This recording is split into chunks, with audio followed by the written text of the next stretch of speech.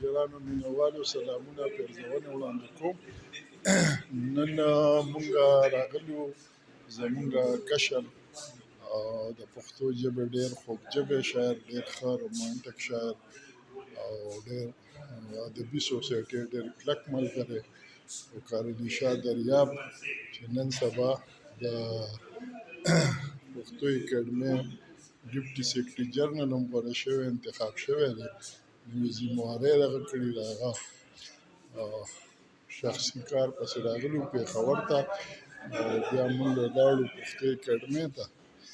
پښتو اکیډمۍ کې مونږ د ډاکټر شیرزمان سیماب سره ولیدل. شیرزمان سیماب زمونږ پروفیسر ډاکټر شیرزمان سیماب حبیب الرحمن افګار صاحب، افګار ملکنډی ورته هم وایي، هغه باندې کتاب دغه کړی دی، په هغې کې مختلفو لیکوالو مقالې دي، نظمونه دي.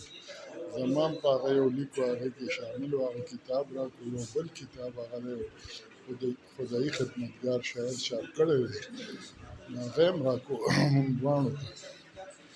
بیا مونږه د پښتو اکیډمۍ د ډایرکټر پروفیسر ډاکټر نصرالله جان وزیر صاحب له ورغلو، هغه سره ساعت ګړۍ ناسته وکړه.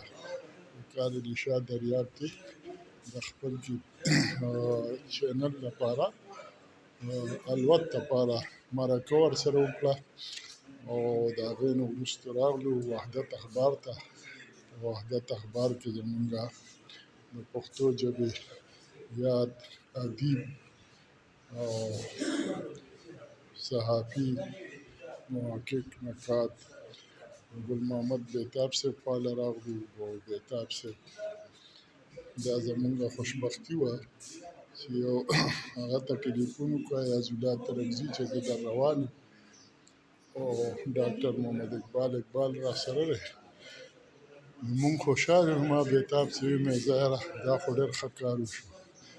نو هغې ویې ولې مې بس مونږ به هلته تلو، هغه دلته راغی، نو بس دا کار وشو. خو دې کې د هغه راتلو سره یو ډېر مهم کار دا وشو چې بیتاب صاحب چې کله په غازي اخبار کې نو هغه وخت زمونږ حمزه صاحب او شیر علي باچا او ډېر لوی شخصیتونه ټول ژوندي وو. دغه ټولو شخصیتونو سره د مرکې کړی وې. هغه مرکې ډېرې معلوماتي او ډېرې تاریخي مرکې وې. هغه مرکې د سره وې او هغه مونږ ویل چې دا چاپ شي. نو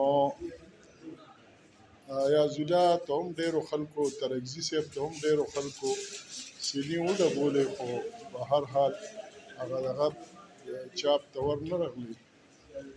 نو اوس هغه کتاب هغه چاپ کړو، د تاریخي مرکې په نوم باندې چاپ کړو. نو دغه کتاب یې راوړو. دغه کتاب هم زه تاسو ته ښیم او دلته زمونږ سره